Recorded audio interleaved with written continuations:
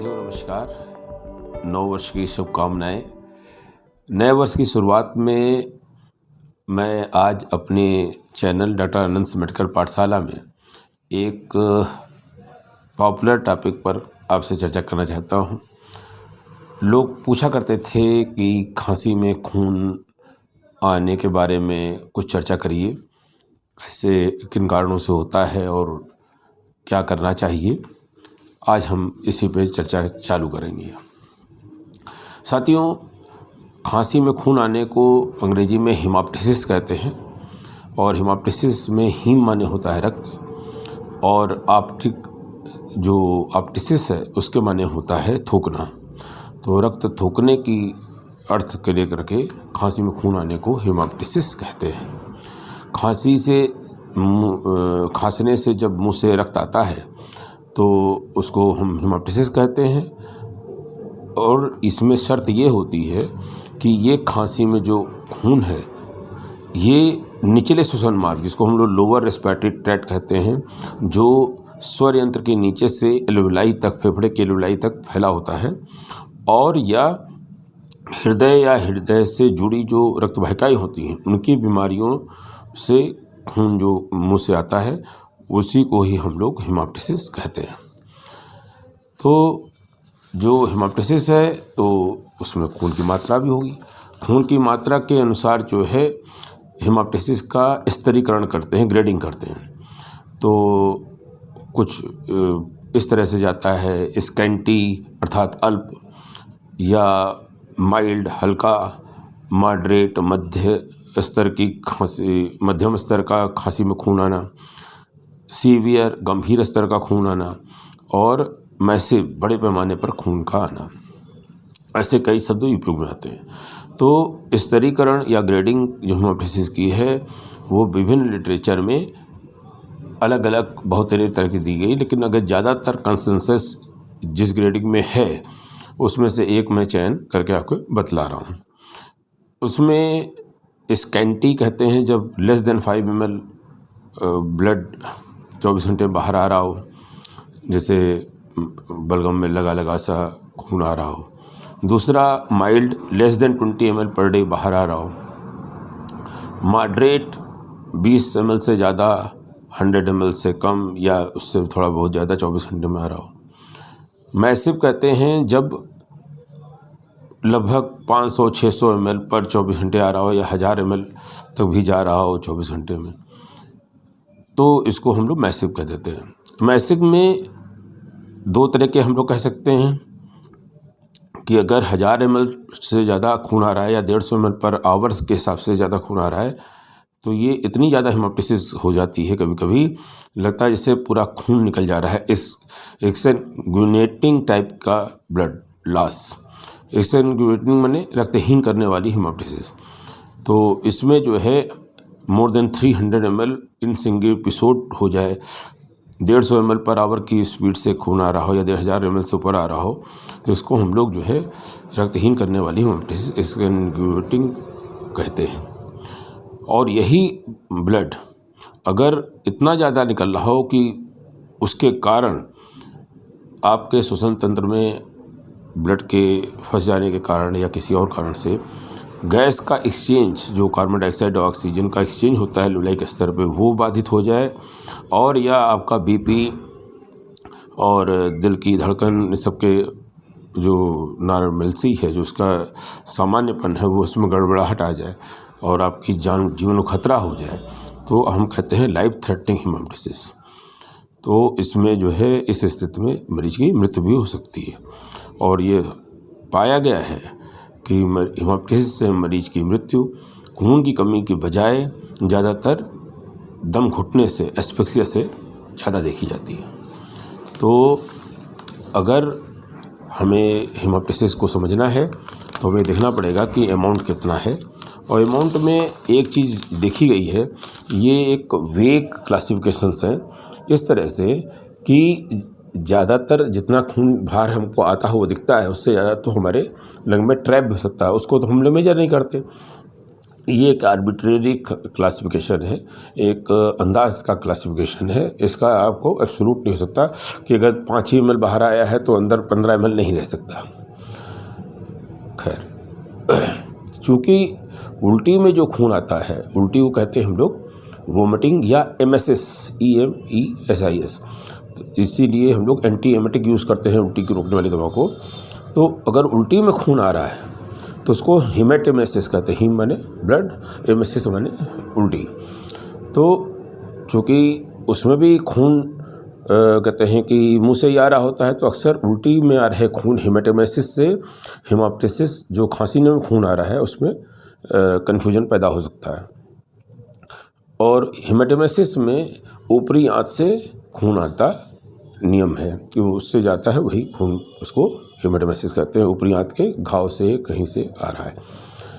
और चूँकि दोनों में मुंह से खून आ रहा है तो मरीज़ तो घबरा जाता है खून देख करके, तो उसको समझ में नहीं आता है खांसी में खून आया, उल्टी में खून आया। अक्सर वो बता पाने की स्थिति में नहीं होता है। लेकिन डॉक्टर के स्तर पे हमको जानना जरूरी होता है कि खांसी में खून आया कि उल्टी में खून आया, क्योंकि दोनों के कारण, दोनों को पुष्ट करने की जांचें और दोनों का इलाज एकदम अलग अलग है, हेमोप्टिसिस का और हेमेटेमेसिस का।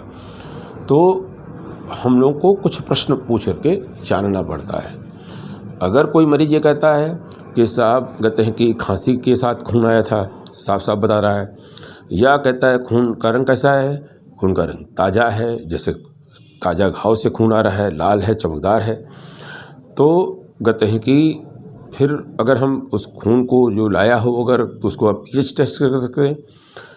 pH से हमको किसी भी लिक्विड की अम्लीयता और क्षारीयता के बारे में पता लगता है। तो वो क्षारीय निकले तो जैसा हम जानते हैं कि हमारा जो ब्लड है वो हल्का सा अल्कलाइन होता है, 7.4 pH होता है उसका सामान्यतः। तो अगर किसी और चीज़ से मिलावट नहीं है तो ब्लड प्योर है, तो कहते हैं कि उसका क्षारीय ही आएगा। अगर ब्लड के साथ झाग आ रहा है, फ्राथ आ रहा है या बलगम आ रहा है, तो ये हेमोप्टिसिस हो सकती है। या कहते हैं कि उसकी बलगम की जांच की जाए और उसमें हेमोसेड्रिन युक्त मैक्रोफाज नामक सेल्स मिल रही हों, तो ये मतलब फेफड़े से ही आया है। तो कि हेमोसेड्रिन युक्त, हेमोसेड्रिन क्या है, आयरन का है, जो हीमोग्लोबिन के डिफिशिएंसी से बन रही, तो हम कहेंगे कि इसको कहते हैं कि हेमोप्टिसिस होने के चांसेस ज़्यादा हैं। या पहले से ही उनको पता है कि फेफड़े की बीमारी इसको रही है, तो संभावना ये कि खांसी में खून आ रहा है। तो अगर इन 5-6 क्वेश्चंस को हम पूछते हैं तो हम पक्का जान सकते हैं कि हेमोप्टिसिस की तरफ ज़्यादा है कि उल्टा है, हेमेटेमेसिस है। और इसमें एक हिस्ट्री और मिलती है, साहब खून तो कम हो गया, लेकिन धीमे धीमे अब हमको जो है बलगम कम मात्रा में घटते हुए, बदलते हुए रंग से बाहर आ रहा है। जैसे पहले मतलब गुलाबी, फिर भूरापन, कालापन ब्लड में आ रहा है। तो होता ये है कि जो खांसी में खून आता है, हेमोप्टिसिस होती है, तो अगल बगल की सांस की नलियों में वो ब्लड चलाता है, बाद में धीमे धीमे वो धीमे निकलता है और उस तरह से उसका रंग बदल करके निकलता है। लेकिन अगर मरीज इन लक्षणों के बजाय ये बताता है कि साहब उल्टी या उबकाई से के बाद मुंह से खून निकला था, या ये कहता है कि उसके खून का रंग गहरा भूरा काफ़ी के रंग का था, या वो ये कहता है कि उसके जो ब्लड लाया वो एसिडिक है, अम्लीय है, क्योंकि अगर पेट से निकला है तो पेट में हम जानते हैं हाइड्रोक्लोरिक एसिड होता है, उससे जब वो ब्लड मिल जाएगा तो उसमें एसिड हेमेटिन नाम की पिगमेंट बन जाएगा ब्लड और एसिड से रिएक्शन की वजह से। तो जो खून का रंग होगा भूरा काला हो जाएगा, तो और पीरियड जो है उसका क्षारीय से अम्लीय हो जाएगा, एसिडिक हो जाएगा। या वो कहता है कि साहब जो रक्त निकला उसके अंदर भोजन के कण थे, या वो कहेगा कि उसमें उसकी हिस्ट्री में क्या मिलेगा, कोई आंतों की या अमाशय की दीवारों में कोई घाव वाव की हिस्ट्री मिल जाएगी, जिससे कोई कहेगा साहब हमको ड्यूटनल अल्सर था, कोई कहेगा हमको पेप्टिक अल्सर था, कोई कहेगा गैस्ट्रिक अल्सर था। इस तरह की बातें वो बता सकता है। या पीलिया की हिस्ट्री मिलेगी। तो इस तरह का जब इतिहास मिलता है तो हमको लगता है कि ये पेट से ही खून आया होगा, हेमेटेमेसिस से खून आया होगा। और इसमें एक चीज़ और मिल सकती है कि वो बता सकता है कि उस हेमेटेमेसिस वाले में 2-4 दिन का केस हो चुका हो, तो छोटी आंत का खून बड़ी आंत से होता हो, टट्टी के रास्ते से निकलता है, तो आंतों जो रक्त होता है वो उसका रूप बदलता है और तारकोल जैसा काला और चिपचिपा मल निकलता है, जिसको हम लोग मलिना बोलते हैं। तो इन सब चीज़ों से हम लोग गेस करते हैं कि हेमाप्टिसिस नहीं भाई, हेमेटोमेसिस लग रही है। उस हिसाब से हम लोग जांच लिखते हैं और बीमारी कन्फर्म करते हैं और इलाज करते हैं, क्योंकि हेमेटोमेसिस जान लेना ही इंपॉर्टेंट नहीं है। हेमेटोमेसिस का कारण क्या हो सकता है उस मरीज में, हेमाप्टिसिस ही जानना, क्यों हेमाप्टिसिस हुई इसको जानना जरूरी है। तो टॉपिक तो हमारा हेमाप्टिसिस का है, लेकिन ये एक पॉइंट इंपॉर्टेंट है जहाँ पे हमको अंतर करना आना चाहिए। हम डॉक्टर क्या करते हैं, क्यों पूछते हैं, उसका प्रश्न का जवाब है। कभी कभी उल्टी में खून इतना ज़्यादा आता है जो फेफड़े में चला जाए, और या फेफड़े वाला खून आंतों में चला जाए, निगल जाए मरीज, तो थोड़ा कन्फ्यूजन कभी कभी पैदा हो जाता है कि वास्तविक सोर्स क्या है, मतलब कि हेमाप्टिसिस है या हेमेटोमेसिस है। तो तभी कोशिश करते हैं, हिस्ट्री से काफ़ी कुछ पता लग जाता है, उसके बाद हम लोग उसको जांच से कंफर्म करते हैं। तो अगर जैसा परिभाषा की बात हम लोगों ने की कि हेमाप्टिसिस को कहते हैं जब वो लोअर रेस्पिरेटरी ट्रैक्ट जो स्वर यंत्र से एल्वेलाई तक फैला है या हृदय की वाहिनियों से की बीमारियों से आ रहा हो, तो उसको हम लोग ट्रू हेमाप्टिसिस कहते हैं। लेकिन अगर स्वर यंत्र के ऊपर से लेकर नाक से लेकर के स्वर यंत्र के ऊपर के स्ट्रक्चर से आ रहा हो, जैसे मुख गुहा है, ओरल कैविटी है, फेरिंग्स है, जीभ है इत्यादि, इन सब चीज़ों से आ रहा हो, तो हम कहेंगे स्पूरियस हेमाप्टिसिस है ये, और झूठी। और यदि कहते हैं कि बलगम में जो लाल रंग दिखाई दे रहा है वो एरोबिक ग्राम नेगेटिव बैक्टीरिया, एक होता है सेरेसिया मार्सेंसिस, उसके इन्फेक्शन के बाद एक पिगमेंट प्रोडिजियोसिन नाम का पैदा हो जाता है, जिससे बलगम में लाली दिखाई देने लगती है, लालपन आ जाता है, तो उससे लगता है कि बलगम में खून आ रहा है। तो इस स्थिति को जब हम सिद्ध कर लेते हैं कि नहीं ये हेमाप्टिसिस नहीं है, ये सेरेसिया मार्सेंसिस नाम के बैक्टीरिया के प्रोडक्ट के रूप में है, क्योंकि पिगमेंट इसके अंदर प्रोडिजियोसिन पाया जा रहा है, तो हम कहेंगे स्यूडो हेमाप्टिसिस है। ये भी झूठी है, लेकिन स्पूरियस से अलग है, ये बैक्टीरिया की वजह से हो रही है। तो जैसे हम लोगों ने पढ़ा है कि जानते हैं ब्लड प्रेशर के मरीजों में कि ज़्यादातर केसेस में हम लोगों को कारण नहीं पता होता है, ओल्ड एज कह देते हैं, और उसके अलावा हमारे पास कोई आंसर नहीं होता कि इनके अंदर हाई बीपी के मरीज ये क्यों बन गया। तो हम लोग कह देते हैं कि ये इडियोपैथिक टाइप का हाइपरटेंशन है, जो मेजॉरिटी में होता है। तो इडियोपैथिक या प्राइमरी या एसेंशियल हाइपरटेंशन कहते हैं।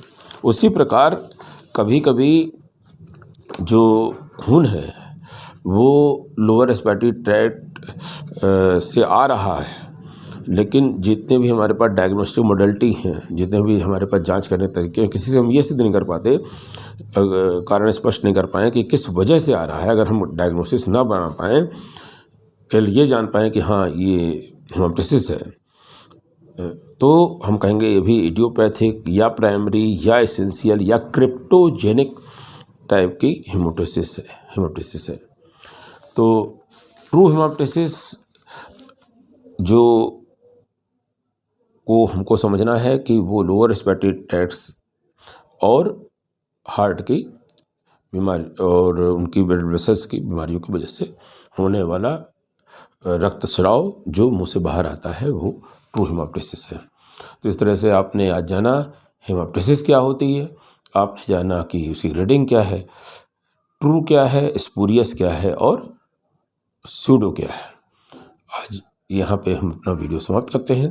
अगले वीडियो में हम बात करेंगे ट्रू हेमाप्टिसिस के कारण क्या है और उसका इलाज हम लोग कैसे करते हैं। धन्यवाद। फिर मिलते हैं इसी सीरीज़ के अगले वीडियो में। धन्यवाद।